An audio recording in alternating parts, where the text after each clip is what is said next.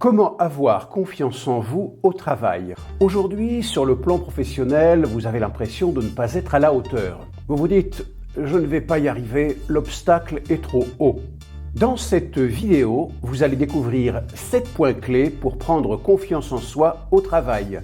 En particulier, nous allons décortiquer le syndrome de l'imposteur.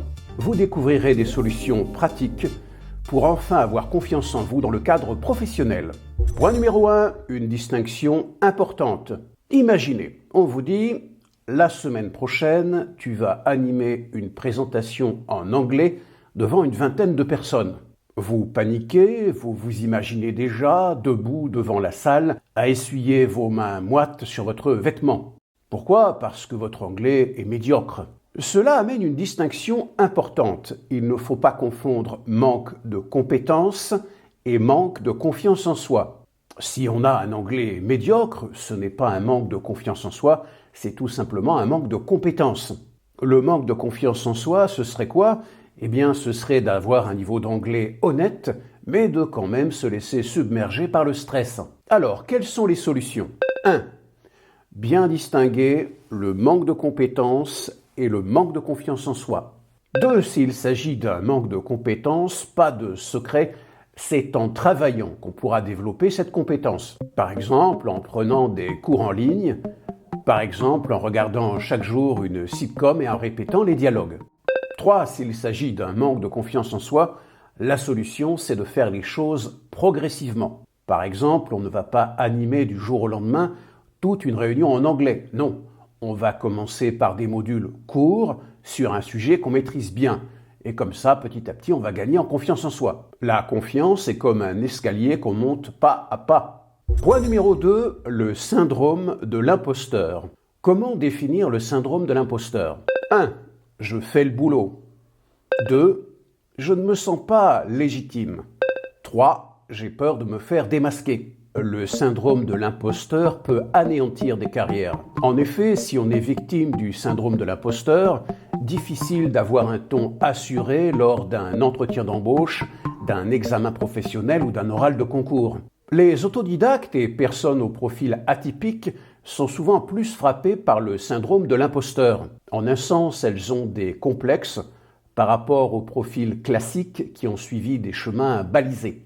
Parenthèse, dans mon livre « Avoir confiance en soi », un des personnages, Rokhaya, est victime du syndrome de l'imposteur. Elle a des résultats, mais elle n'y croit pas, elle ne se sent pas légitime. Pour découvrir son histoire et comment elle se sort de cette situation haut la main, lien en description.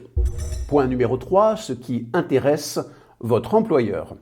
Ce qui intéresse votre employeur, c'est que le boulot soit fait, que vous vous sentiez légitime ou pas. En d'autres mots, si votre Chateaubriand sauce au poivre accompagné de légumes de saison grillés est excellent, personne ne va vous demander de présenter votre CAP de cuisinier. Bon, maintenant, si vous pratiquez la chirurgie du cerveau avec un CAP de tailleur de pierre, c'est une autre histoire. Alors, quelques précautions. Ne pas baratiner ni se survendre en entretien d'embauche. On peut jouer la carte de l'honnêteté. Oui, je pense être à la hauteur du poste, mais il y a un aspect sur lequel j'ai besoin d'être formé. Ce discours de vérité peut plaire, par opposition à un candidat qui aurait réponse à tout et deviendrait très vite suspect. Point numéro 4. Si on questionne mes compétences. La personne victime du syndrome de l'imposteur se dit « Pour l'instant, j'arrive à jouer la comédie et à garder le sourire. Mais un jour, je vais être démasqué et ce sera la honte de ma vie. » Alors souvent, on a tendance à se faire des scénarios catastrophes et à se torturer en imaginant des situations qui finalement n'arrivent pas. Maintenant, comment réagir si à un moment quelqu'un vient questionner vos compétences? À ce moment, vous répondrez « Oui, je n'ai pas de formation sur le domaine bidule et j'ai tout appris sur le tas. Maintenant, si vous voyez des choses que je peux améliorer, je suis à l'écoute. » L'idée, c'est de réagir avec calme et de montrer qu'on est prêt à se remettre en question pour progresser. Point numéro 5, prendre un nouveau poste. Quand on se retrouve dans un nouveau poste, il y a forcément une phase où on ne maîtrise pas tout. Maintenant, il ne faut pas confondre se sentir comme un imposteur et prendre le temps de développer de nouvelles compétences. Quelle est la bonne attitude ?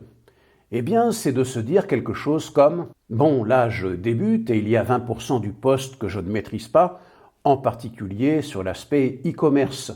Je vais me former en ligne et apprendre sur le tas. » À noter qu'une progression de carrière trop rapide peut parfois générer un syndrome de l'imposteur. Si la marche est trop haute, mieux vaut parfois refuser la promotion et partir.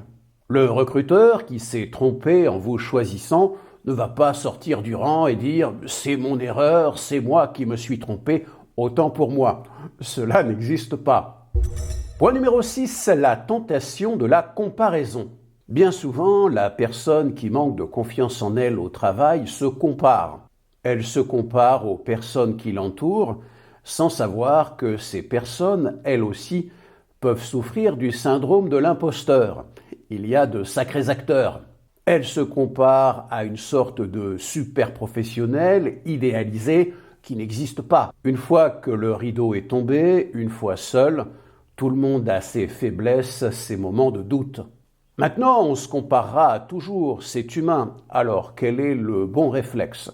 Le réflexe, c'est de se dire, ok, un tel sur tel aspect est meilleur que moi, qu'est-ce que je peux faire pour développer cette compétence ? Point numéro 7, la question de la légitimité. La victime du syndrome de l'imposteur a un problème de légitimité. Sur le fond, elle pense qu'une autorité doit l'investir. Cette autorité peut être un jury d'examen ou de concours. Cette autorité peut être un supérieur hiérarchique. Cette autorité peut être un groupe de collègues qui reconnaissent et apprécient vos compétences.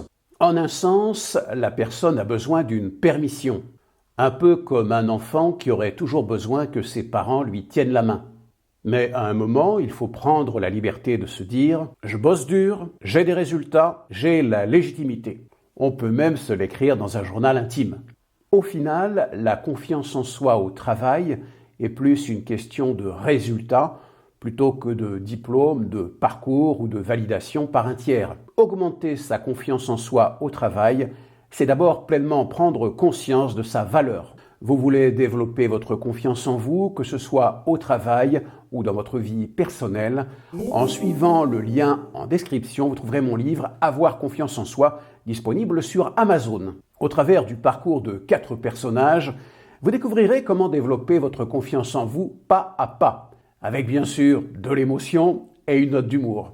Bonne lecture et bonjour chez vous.